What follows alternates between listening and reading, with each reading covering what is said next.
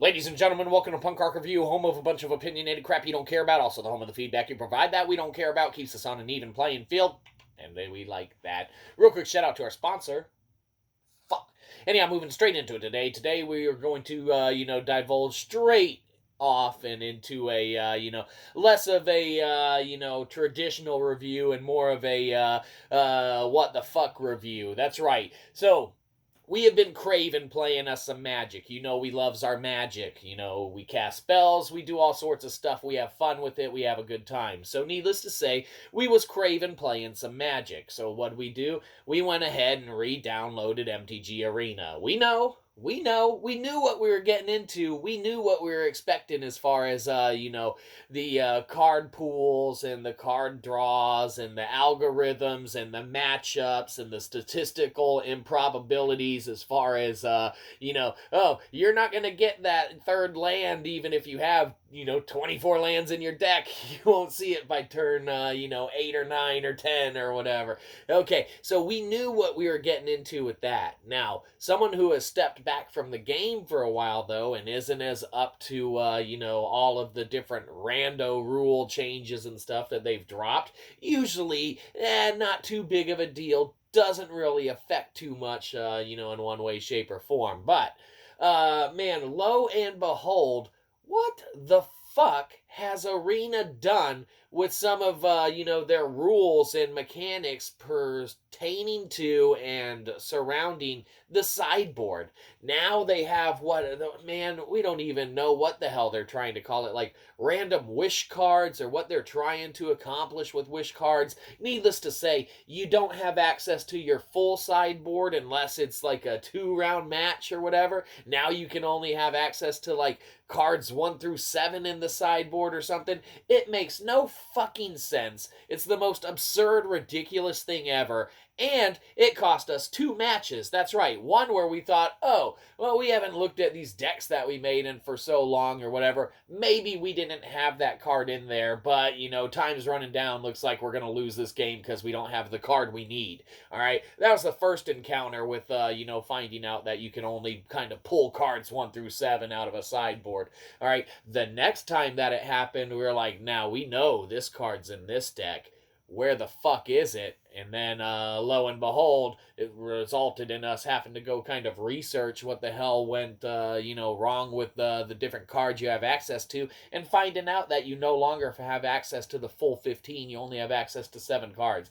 Absurd, ridiculous, just annoying, man. I don't know why the fuck that would even be something that had to be addressed. If anything, if there was a problem with stuff coming from sideboards or people going to sideboards and getting stuff, you should have addressed how people were doing that to begin with and not printed shit that fucked it up.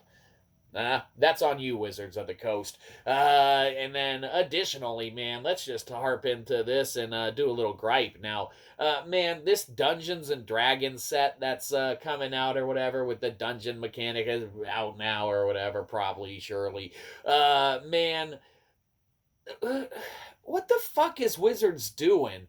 Where instead of, just letting the game kind of be the game, and yes, adding to it or whatever, but why can't they just add to it and not create, kind of zones out of.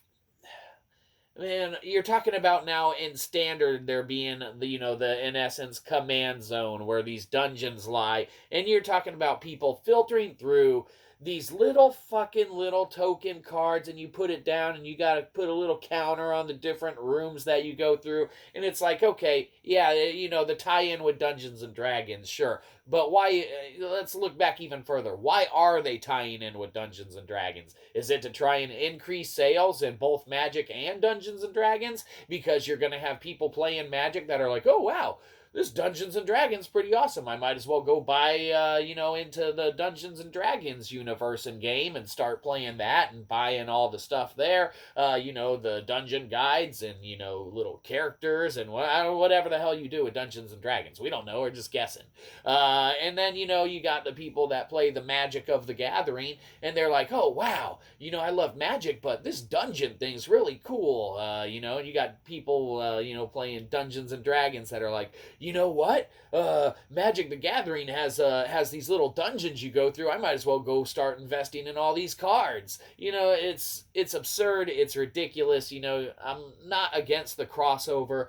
I'm against the crossover that adds on top of just random new mechanics, outside kind of possibilities as far as stuff that's non-interactable makes sense or whatever. But Magic the Gathering is doing everything that they possibly can to keep folks like us that weren't around when the game was kind of inception, created, or anything like that. We know that word doesn't really flow there. It doesn't matter. We're not going to change it now. Who cares? We weren't around at the inception of Magic.